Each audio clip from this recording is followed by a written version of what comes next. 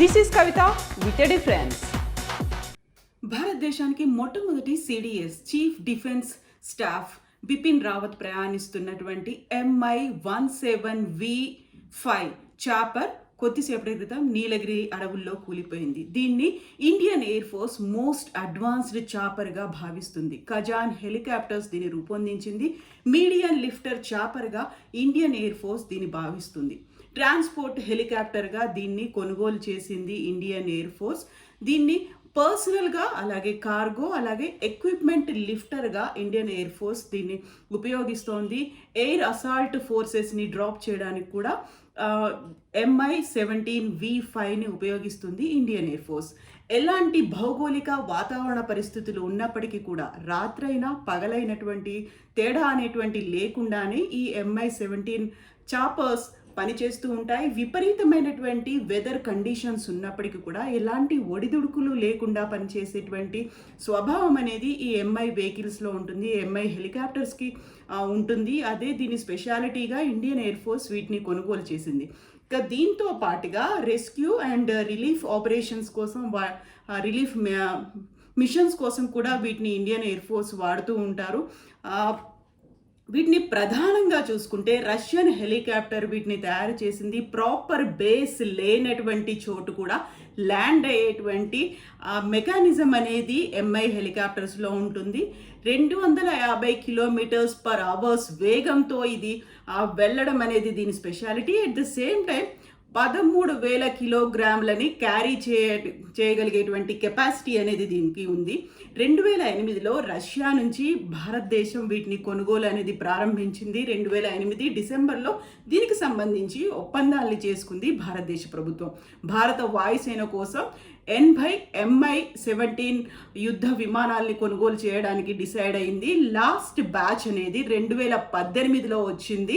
MI యుద్ధ విమానాల batch అనేది 80 యుద్ధ విమానాలని కొనుగోలు చేయాలనుకుంటే అందులో లాస్ట్ బ్యాచ్ 2018లో వచ్చింది.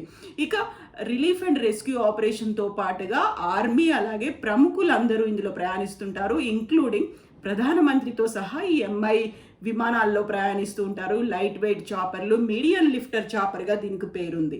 ఇక ట్రస్టెడ్ ఎయిర్ క్రాఫ్ట్గా ఇండియన్ ఎయిర్ ఫోర్స్ దీన్ని భావిస్తుంది. ప్రధానంగా చూసుకుంటే రెండు అతిపెద్ద ప్రమాదాలు అనేవి MI-17V5 ద్వారా సంభవించినట్టుగా ఇండియన్ ఎయిర్ ఫోర్స్ చెప్తోంది. బాలాకోట్లో పాక్లో సంబంధించి ఒక సింగిల్ యాక్సిడెంట్ అనేది ఇండియన్ ఎయిర్ ఫోర్స్తో జరిగింది అనేది జమ్మూ కాశ్మీర్లో ఫిబ్రవరి 2019లో పుల్వామా టెర్రర్ అటాక్ తర్వాత బాలాకోట్లో పాక్లో జరిగినటువంటి యాక్సిడెంట్ ఒకటి అయితే 2013లో ఉత్తరాఖండ్లో ఫ్లడ్స్కి సంబంధించి MI యుద్ధ విమానం కూలిపోయింది. అక్కడ రిలీఫ్ అండ్ రెస్క్యూ ఆపరేషన్ జరిగినప్పుడు ఈ యుద్ధ విమానం అనేది కూలిపోయింది. ఓవరాల్గా చూసుకున్నట్టయితే ఈ యుద్ధ విమానం 36 మంది ఆర్మ్డ్ సోల్జర్స్ని క్యారీ చేసేటువంటి కంప్లీట్ కెపాసిటీ ఉన్నట్టుగా తెలుస్తోంది. అంటే ఆర్మీ సోల్జర్స్ కంప్లీట్గా ఆర్మ్డ్ సోల్జర్స్ అనేది 36 మందిని క్యారీ చేయొచ్చు. ఎట్ ద సేమ్ టైం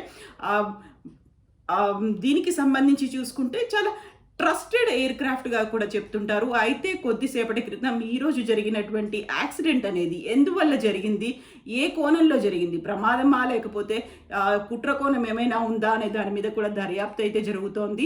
దీన్ని ఓవరాల్గా అయితే మోస్ట్ అడ్వాన్స్డ్ ఎక్విప్మెంట్ ఉన్నటువంటి MI విమానంగా, మీడియం లిఫ్టర్ విమానంగా అయితే భారతదేశం చూస్తోంది. ఎలాంటి భౌగోళిక పరిస్థితులు ఉన్నప్పటికీ, ఎటువంటి వాతావరణ పరిస్థితులు ఉన్నప్పటికీ కూడా ఇది చాలా సమర్థవంతంగా పనిచేస్తుంది. కాబట్టి ఒకేసారి 80 విమానాల్ని కొనుగోలు చేయాలని ఇండియన్ ఎయిర్ ఫోర్స్ భావించింది. అందుకు తగ్గట్టుగానే భారతదేశ ప్రభుత్వం కూడా రష్యన్ గవర్నమెంట్తో కూడా ఒప్పందం కుదుర్చుకుంది. సో ట్రస్టెడ్ ఎయిర్ క్రాఫ్ట్గా చెప్తున్నటువంటి MI విమానాలకి సంబంధించి అయితే ఈ యాక్సిడెంట్ అనేది ఎలా జరిగింది, బిపిన్ రావత్ ఎలా ఉన్నారు, ఓవరాల్గా ఈ యాక్సిడెంట్ కుట్రకోణంలో ఉందా లేకపోతే ప్రమాదంగా జరిగిందా అనేది ఇప్పటికైతే విచారణ అనేది ఇండియన్ ఎయిర్ ఫోర్స్ చేస్తుంది. దీనికి సంబంధించి ప్రతిష్టాత్మకంగా తీసుకుంది భారతదేశ ప్రభుత్వం.